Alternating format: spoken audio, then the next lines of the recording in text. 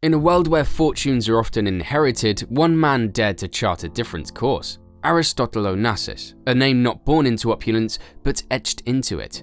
From the smoky alleys of Smyrna to the gilded corridors of global power, his journey was anything but predictable. But what drives a man to turn the tides of destiny? And how does one not just create wealth, but transform into a legend?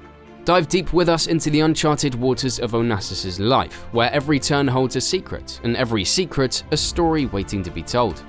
But before we begin, please make sure to give this video a thumbs up and subscribe to the channel.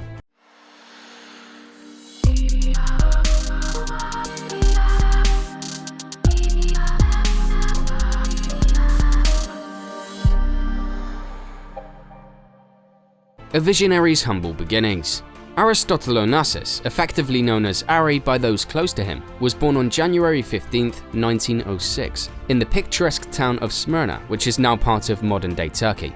His early years were far from the opulence and luxury that would later define his life. In fact, even his academic journey was marked by struggles, as he was not a particularly good student. This often disappointed his father, who had envisioned young Ari taking over the family's thriving cigarette business. However, destiny had other plans for Onassis. The backdrop of his childhood, the vibrant town of Smyrna, bustling with commerce and culture, was invaded by the Turks in 1921. This marked a turning point in his life, and the Onassis family, like many others, had to make the heart-wrenching decision to leave their homeland. But instead of being bogged down by the challenges that came his way, Onassis saw them as opportunities. His relocation to Buenos Aires, Argentina in 1923 saw him starting off as a telephone engineer, but he was not one to be confined by his job description. With a sharp ear and an even sharper mind, he would eavesdrop on business calls, gathering valuable information that he would later use to set up his own deals. It was this combination of resourcefulness and audacity that set him apart from the rest. But how did a telephone engineer in Argentina become a global business magnate? From tragedy to opportunity. The 1920s were a time of rapid change and innovation. The world was witnessing the dawn of the cinematic era, with talkies becoming the latest sensation. It was during this time that Onassis, with his keen business acumen, overheard a phone call discussing a new film where the main character would be seen smoking a cigarette. This seemingly mundane piece of information sparked an idea in his mind. Why not launch a cigarette brand targeting the female audience? With this idea, Onassis embarked on his first major business venture. He roped in the famous opera singer Claudia Muzio to be the face of his brand, in a move that was both audacious and brilliant. He personally visited her dressing room with a bouquet of flowers, not just to pitch his business idea, but to charm and seduce her. The strategy worked. Muzio not only agreed to be the face of his brand, but also became intimately involved with Onassis. This relationship was not just personal, but proved to be extremely profitable for Onassis. By the age of 25, his tobacco venture made him a millionaire. His first venture had already given him a glimpse into the shipping world through his tobacco importing business, and it was then that he realized the real goldmine was not in tobacco, but in shipping. Transitioning his business model strictly to shipping, he founded his first shipping and trade company, Astilleros Onassis. But this was just the beginning of his voyage to amass a vast fortune. In a strategic move in the early 1950s, Onassis negotiated a deal with the King of Saudi Arabia, securing exclusive rights for shipping the nation's oil. This deal prompted him to invest in a series of tankers, specifically for transporting Saudi Arabia's oil. However, this venture faced a significant hurdle. US companies, having prior exclusive shipping agreements with Saudi Arabia, were infuriated by Onassis' deal. Then came a blockade into the Red Sea, a fleet of idle ships, and a looming crisis. How did Onassis turn this into a goldmine? As they say, every cloud has a silver lining. And for Onassis, it was the Suez crisis of 1956. Crisis and opportunities. The Suez Canal, a pivotal trade route, was shut down for 6 long months due to the crisis, forcing ships to take a much longer route around Africa. This closure led to a global shortage of tankers. But guess who had a massive fleet of unused ships? Aristotle Onassis. Seizing this unexpected opportunity, Onassis offered his fleet to meet the global demand for extra tankers. With the demand skyrocketing and his ships readily available, he had the leverage to set his prices for leasing them out. This move turned his fortunes overnight. Records suggest that Onassis could profit up to $2 million from a single trip with a fully loaded tanker during this period. By the time the Suez Canal reopened, Onassis not only recovered from his debts, but also amassed a significant fortune. In 1957 alone, he earned a staggering $70 million, which is equivalent to about $740 million today. The Onassis Business Foundation, as per its records, thus ventured into other businesses and investments as well. The foundation's unique finance model was based on a cyclical system where the profits from the business sector would be reinvested into public benefit. The foundation's business activities in itself were vast, ranging from being actively involved in real estate to shipping to even managing estates in Bucharest in Greece. The construction or renovation of these estates was meticulously overseen by the foundation, ensuring that every detail aligned with Onassis' vision of excellence. However, one of the significant assets managed by the business foundation was the Olympic Shipping and Management SA, a continuation of the Olympic Maritime, which Onassis founded in Paris in 1952.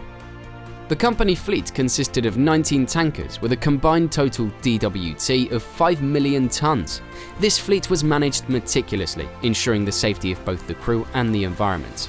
But a legacy isn't just about wealth, it's about impact. And how did Onassis ensure his fortune would benefit society? Almost 40% of the net annual profits from the business were spent on public benefit, while the rest were reinvested.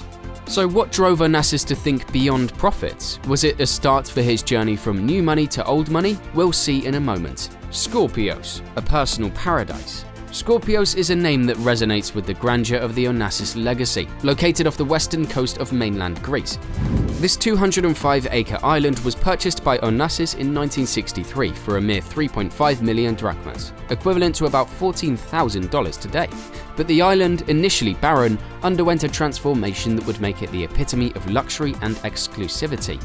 Onassis' vision for Skorpios was clear. He wanted a private refuge, a paradise that reflected his stature and taste. To achieve this, he imported 200 different types of trees, brought sand from the island of Salamina, and even purchased a mountain on another island solely for its water supply. He built a family compound complete with 3 residences, a helipad, a small marina, and harbour facilities to accommodate his beloved yacht, the Christina. Skorpios then hosted numerous high-profile parties, the famous being Onassis and Jacqui Kennedy's wedding in 1968.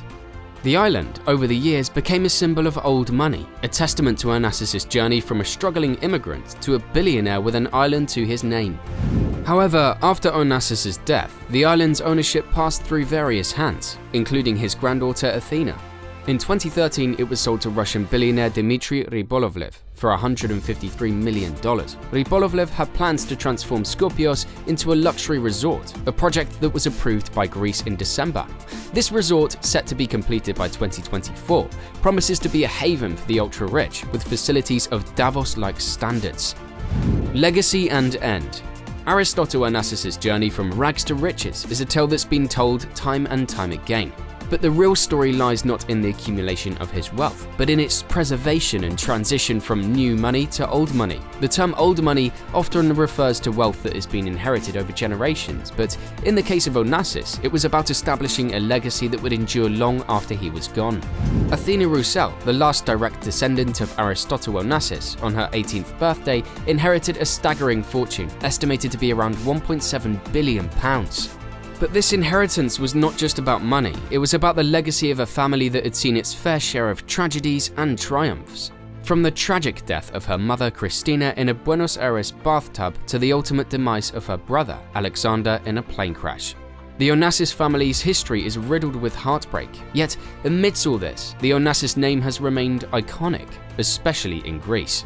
The true essence of old money lies in its ability to influence and shape societies, cultures, and even nations, and this is precisely what Onassis achieved. His investments were not just in business, but in people and communities. The Alexander S. Onassis Public Benefit Foundation stands as a testament to this vision.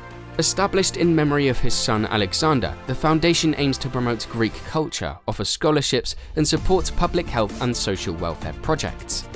This foundation, tied up with a significant portion of Onassis' fortune, is where Athena is expected to take control, as per Aristotle's will.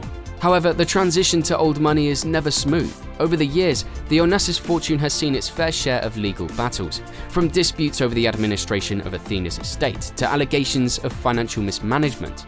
The journey has been tumultuous. Yet amidst all the chaos, the Onassis legacy remains intact. The young heiress Athena, despite the challenges, has managed to carve a niche for herself, especially in the world of show jumping.